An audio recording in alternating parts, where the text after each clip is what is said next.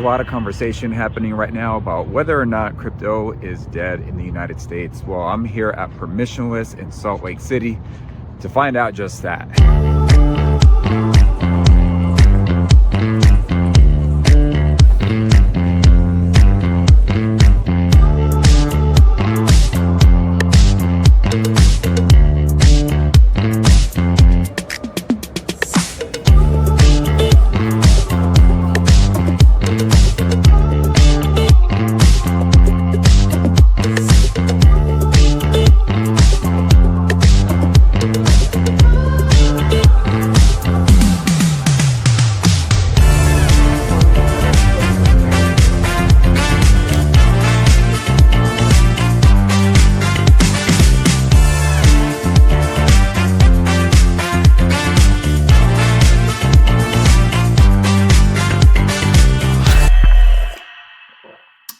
Sorry, I love me some coffee. Hey everyone, sorry it took me forever to put this video together, but those were just some of the highlights from my time at Permissionless. For those that don't know, Permissionless is a conference that's revolved around crypto, Web3, and it's in the United States. The United States has been just behind from a regulatory perspective. And so a lot of companies, a lot of people are leaving the United States and they're going to other countries because the crypto outlook is a little bit different. It's more positive. So if you go to like, say, Token 2049 in Dubai or Singapore, it's going to look a lot different. So I was a little bit hesitant about going to Permissionless, but I will say I had a really good experience. So I'll highlight some of the things that I've learned that we can all take away and perhaps even apply to our portfolio or maybe our line of work that we're doing. By the way, I'm not sponsored by Supra. I love what I do. I don't need sponsors, but they did have the best merch at the conference. So that was pretty cool. Thanks so much to that team for sharing that with me. And for those that don't know, Supra is, well, they started off as an Oracle, and now they're becoming like a traditional blockchain with applications. And I stopped by their booth and I talked to them. I asked, what are you guys building? And they said that they're working on RWAs. They're wanting to build RWA projects, which honestly, a lot of chains are focused on RWAs. RWA stands for real world assets. It's taking something that exists in the real world and you're just tokenizing it. And there's a lot of progress being made right now around commodities, basically financial instruments, and tokenizing them. There's a really strong use case there. We're a little bit behind right now when it comes to real estate, although there are still some people that are working on that. Like a few months back, I had Prop Base on, and they're tokenizing real estate out in Thailand. But that's a different story, different time. So Supra is working on launching, and right now you can actually go to their website. They've got some information about their airdrop. So you can sign up for that if you go to supra.com. I have not signed up. I'm not promoted by Supra. I'm just kind of sharing some information. What's interesting about their line of work when it comes to real world assets is you need a way to be able to derive that data from the real world onto the blockchain. And what does that? Oracles. And what do they start off with?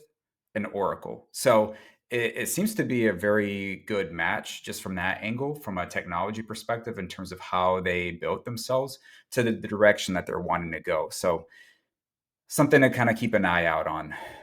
But I would say that the token isn't everything. And a good example of that is Illuvium. Just in general, gaming has been just beat up during the bear market from 2022 up until now.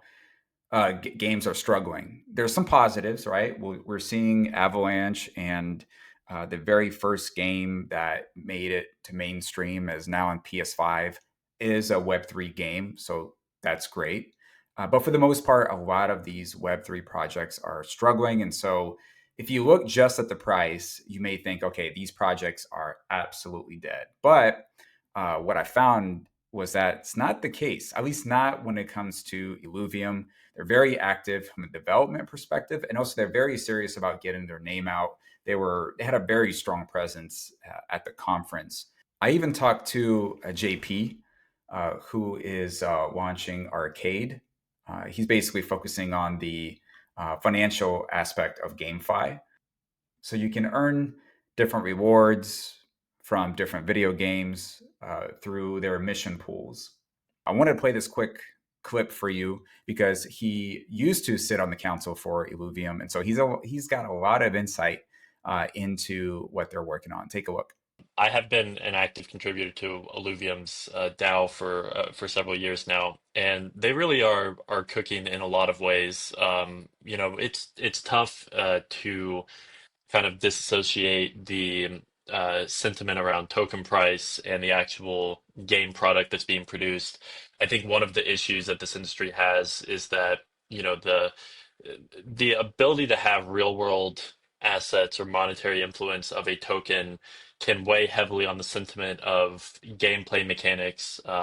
People will say that the project is going down just because the token is, even if the player numbers or daily active users is going up, or they're shipping more gameplay features or more modes or whatever.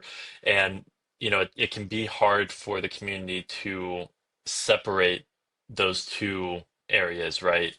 And oftentimes the game developers don't really have that much control over the trending of where the token is going.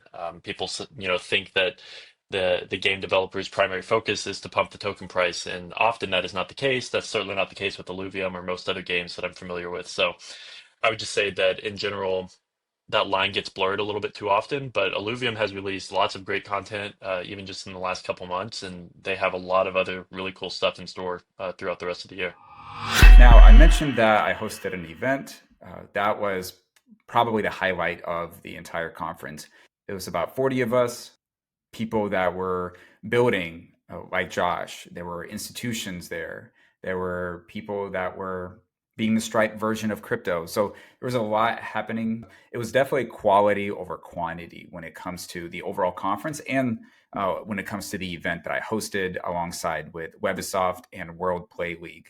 So things are looking promising for the United States, especially heading into the election. Don't miss out. Don't sit on the sidelines. Stay tuned in to what's actually happening in the space, and don't focus solely on the price right now. Like this video, subscribe to the channel so that way you can get access to all of this information on ground level.